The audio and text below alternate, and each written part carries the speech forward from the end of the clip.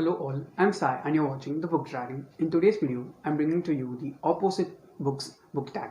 In this video, you're going to see some of my opinions on books that I love, books that I don't like at all, books that I rave upon, books which I can roast. If you want to know about such books which are so good and so, then you have to watch this video. So let's get into the questions. Question number 1 is the first book in your collection and the last book that you bought. Now, the first book in my collection is this one, which is Simon vs. the Homo sapiens Agenda by Becky Albertalli. Now, I've spoken about this book many times in my channel already before. Now, this book is about a guy named Simon Spear, and he's not so openly gay. This story is about him coming out to his family and his friends, also the society as a whole, and how they all take it in a very normal way, which they have to. It is a very sweet story, and I suggest you to read light-hearted stories like this one during this lockdown because they'll improve your mental state very much and you'll not feel alone at all. And the last book that I bought is Keepers of the Kalachakra by Ashwin Sanghi. Now, the things which I know about this book are so limited. I know that this is a thriller. It has science which is interlinked throughout the story, as well as mythology that has been said throughout the story. I ordered this book like 2 days before the lockdown was announced, and I got it delivered exactly the day before the lockdown started, and ever since then I have not been able to order books, or I'm not even eligible for getting books delivered here because I am living in a red zone right now. There's a positive case in my street just out there, and this is the last book that I have bought. Question number 2 is the cheapest book in a collection and the most expensive book in my collection, and the answers for these books are going to be so weird because all of them are hardcovers, and the cheapest book is going to be the biggest surprise, and it is Bridge of Clay by Marcus Zusak. Now, I got this huge book which is nearly 600 pages long for just 48 rupees from Bookchore. Bookchore has this monthly sale. They put it out for like once a month. It goes live for a Saturday and Sunday, and the stock is very much limited. And I got this one for like in last September or October, I don't remember. It is so much worth for 48 rupees. See, the original cost is like 600 or 700 rupees, and it is a fresh copy which I got for just 48 rupees. The pages are good, the condition is great. There's not even a single dent in the cover itself. This was literal steal for me. I got it just for 48 rupees. And the most expensive books in my collection are two.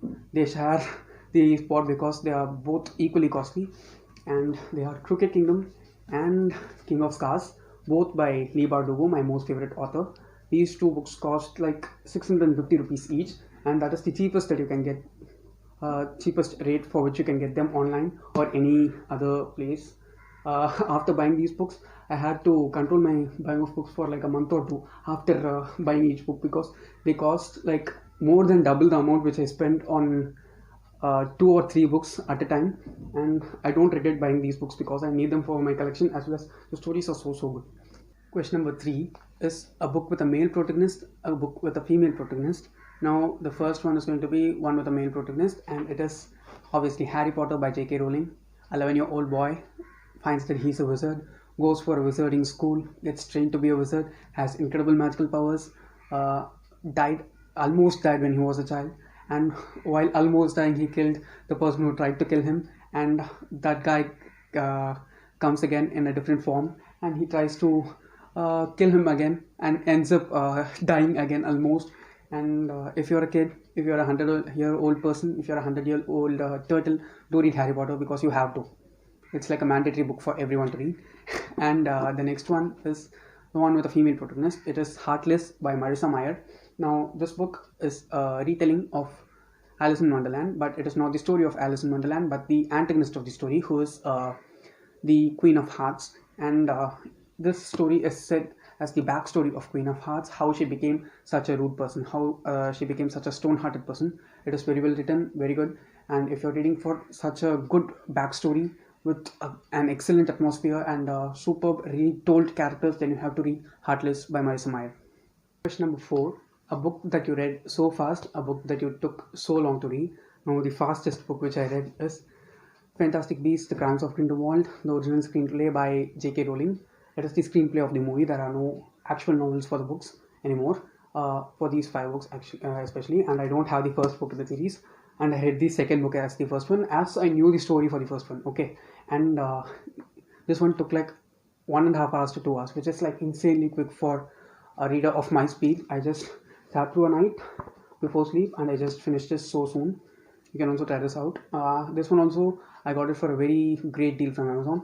It cost like 700 rupees actually, and I got it for like 140 rupees. And the next one is a book which took so long for me to read, which is The City of Brass by S.A. Chakraborty. I've also recommended this book before in my channel. This book is about this girl named Nari. She has some magical powers, but she doesn't know the extent of the abilities properly. She accidentally summons a jinn during a ritual, and she gets swept up into this world of the jinn. There's a lot of politics that is going on. It is a tome, it is over 500 pages, but normally I read this kind of books in a maximum of 10 to 15 days, but this one I read it for like 5 months. It is not that the story is slow or any such thing. It is a total fault on me. I'd pick this book up, I'd read like 50 to 100 pages in a single sitting, and I just keep it in my shelf. That's it, I'll forget about it. And I ended up doing that continuously, and I sat through and finished like the last 100 to 150 pages in last April or May, I don't remember properly, and it was the longest book which took me to read. Question number 5 is a book with a pretty cover and a book with an ugly cover, and the first one is a pretty cover, which is The Mermaid and Mrs. Hancock by Morgan Hermes Gower. I've spoke about this book many times. I'm not going to speak about it again, but just see this cover. It is so damn beautiful. It's not just the cover of the book, the whole packaging of this book is so cute, so beautiful. Just see, it's blue with a golden crest on it, and I have to see the end papers, which are also beautiful. So this is the prettiest book that I own until now, but I'll get even prettier books after this one. And the ugliest book which I own, it is not the book's fault. The story is incredibly good. It is a 5-star book for me. It is great, and I'm speaking about Angels and Demons by Dan Brown. This is the movie time edition. That's why it is so horrible. I also saw the original cover. It was also not that good, so I just wanted to pick this up. And this is, without any argument, the worst cover that I possess in my shelf. Question number 6 is a national book that I own and an international book that I own. For the national book, I'm going to go for Ram Sign of Ikshvaku by Amish Tripathi. Now, this is the first book in the Ramachandra series, which shows the retelling of the Ramayana from different points of view of the main 3 characters. That is, the 3 points of view converge at a single point. You can read them in any order, but after that, the books which are to come out after Ravan, you have to read them in the chronological order as they are released, because that's how a normal series will proceed. This is an Indian book. This is a bad thing about me. I have like totally just around 10 to 15 Indian books, but I'm getting to read a lot of more Indian books right now this year compared to the past years, and I'm sure that I'm going to read a lot more because I'm finding so good books, so good Indian books, and most of them I'd like to read mythological books because I like reading mythology. And when it comes to an international book, you can just see my shelf because I've got mostly international books. All these are international authors or international books that I own. Question number 7 is a thin book that I own and a thick book that I own. Now, the thinnest book, not just the thin book, the thinnest book that I own is Birthday Girl by Haruki Murakami. I bought this for my birthday. My brother bought this for me for my birthday, and I thought that this is a normal size paperback book. It is very small in terms of length. It's just 50 pages, and the size is also so tiny. Just see here. Even if I show it near the camera, it is so tiny.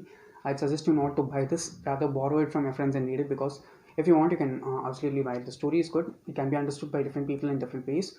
It is good in that sense, but the size is so tiny.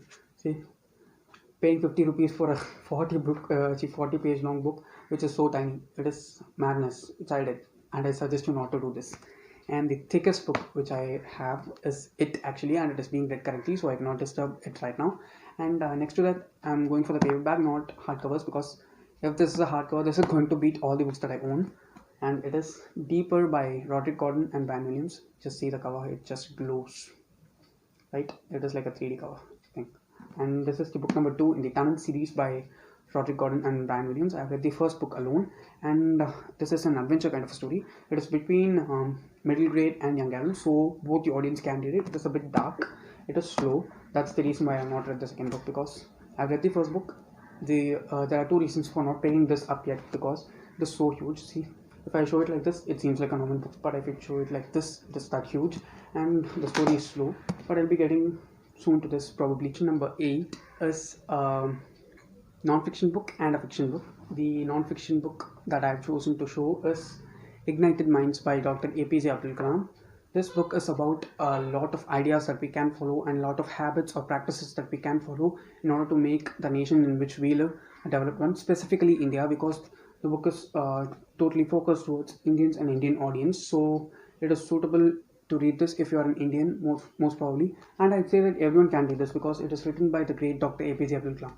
He's such a great mind. He's the best mind of India that many people can accept without any reluctance. And this is the best non-fiction book that I own. And for a fiction book, I picked up Batman Nightwalker by Murray Lou. Now, this is a part of the DC Icon series. This is the book number 2 in the DC Icon series by various female young adult authors, and this one's written by Murray Lou. The point of the series is that it shows the famous DC icons, that is the 4 main DC superheroes, that is Wonder Woman, Batman, Catwoman and Superman, as young adults, and it shows their origin stories.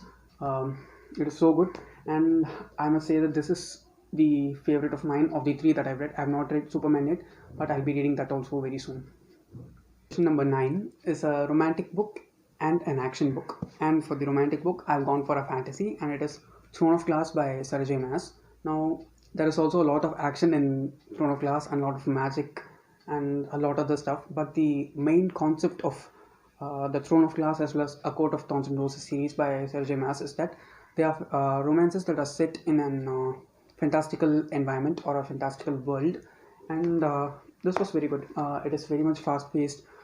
There is some really beautiful romance as well as some kinky romance that is shown throughout the series, and if you want kinky romance, you have to read A Court of Thorns and Roses because it is predominantly romance rather than fantasy, and this is a bit more fantasy heavy rather than romance, but I consider this as a romance that is set up in a fantasy.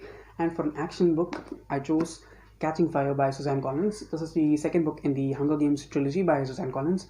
It's exciting that we are getting the prequel to the Hunger Games, which is the Ballad of Songbirds and Snakes, next week, from which I'm shooting this video. It is also available in Storytel while it is to be released. I'm hoping that they'll be making it available on the release date itself, so that I'll be able to read it pretty soon.